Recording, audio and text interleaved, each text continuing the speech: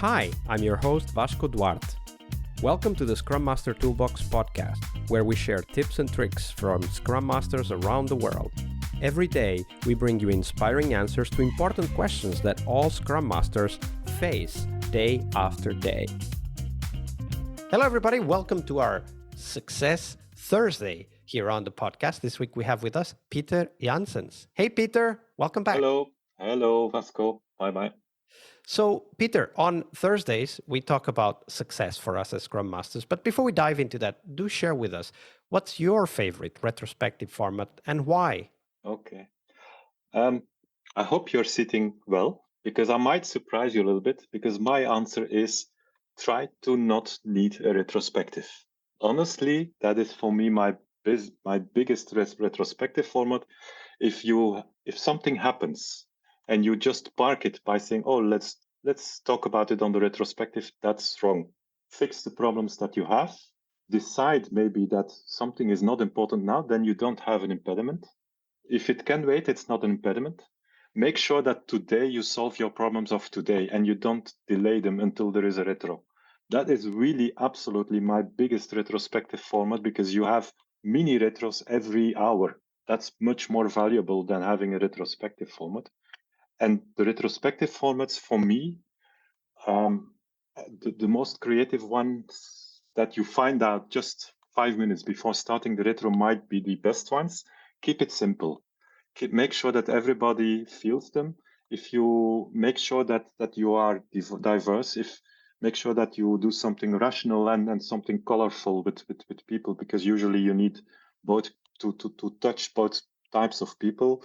Make sure that you respect introvert people and extrovert people, that you let them flourish each on their ways, and you will get great results. If I really have to select a retrospective format, for me, the happiness door, the most simple one, might be a very beautiful one. I draw a sunshine, I draw a few clouds and a small sun behind, and I really draw a big bad weather design. It's easy to draw. Even I can do it. I'm not a good drawer. Yes, indeed. We and all yeah, need some yeah, simple illustration yes. ideas. And what I'm asking is, what makes tell me where you are in your practical work. Give me in, and then I give some purpose, like we want to achieve this and that and that. Always give a purpose, and then tell us what you did and what your daily work is, and in order to achieve that, what your biggest bottlenecks are to get there. And if it's really great that you're confident that we will make big results, put it on the top with the sunshine. If you have some doubts but not blocking, put it in the middle. And if you have things that really will block us, that we should work on fastly, put it on the bottom. And if you would be able already to say, like, with this we could increase the post-it from the lowest to the higher level, then you're free to give that option. But I don't feel forced. If you don't, you just put the problem there, and we will make a team and we will help each other. It's a stupid format that I really love, because it's so easy to understand, and you have some easy format. Everybody understands it, and you have a purpose. That's my biggest thing. Any format will fail if you just ask, tell us what goes good, bad, and what you want to share. That's for me the Scrum Master that is too much operational, that is just reading the book and doing it. A Scrum Master needs to have purpose. You have to repeat over and over what we want to achieve, and ask everything you do in function of what you want to achieve. And in achievement, it's not only rational goals, it's also respect, it's also some values, it's also some happiness and some connection that you want to achieve. Absolutely. And that's a very important addition, right? It's always about what we want to achieve. And when we have the conversation anchored around purpose, then we can have quick retrospective discussions all the time, right? Absolutely. Because if something is preventing us from reaching our purpose, you don't want to wait. You want to discuss it, and you want to figure out, can we do something now? Do we need somebody else involved? Do we set up a call for tomorrow? Whatever that is. And you can stop retrospectives, because once when you have an agreement or a good feeling together, like, yes, we will achieve our goal, we solved some bottlenecks, then time is over. Why, even if you planned 1 hour and a half, your time is over. It's okay. Yeah, exactly.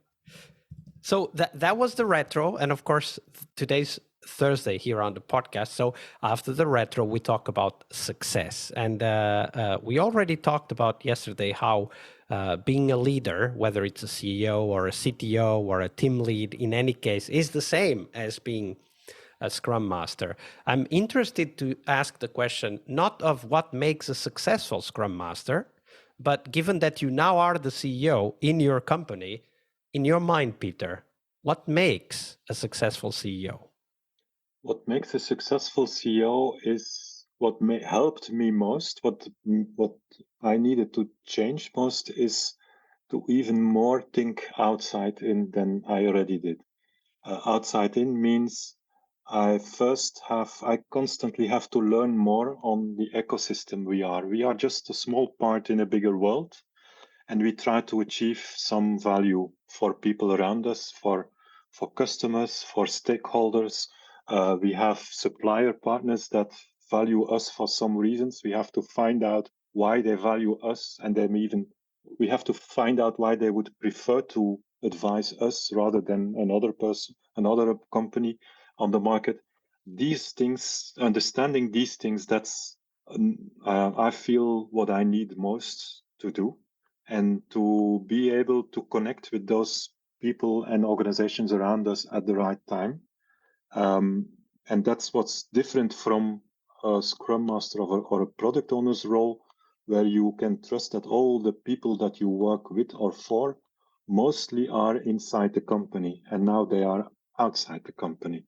And it's funny when you were saying that. I understand your perspective on, versus working in an ecosystem versus working in an organization, right? And I understand that. But as you were describing that, I was thinking that's also what we do as Scrum Masters. I mean, think about this.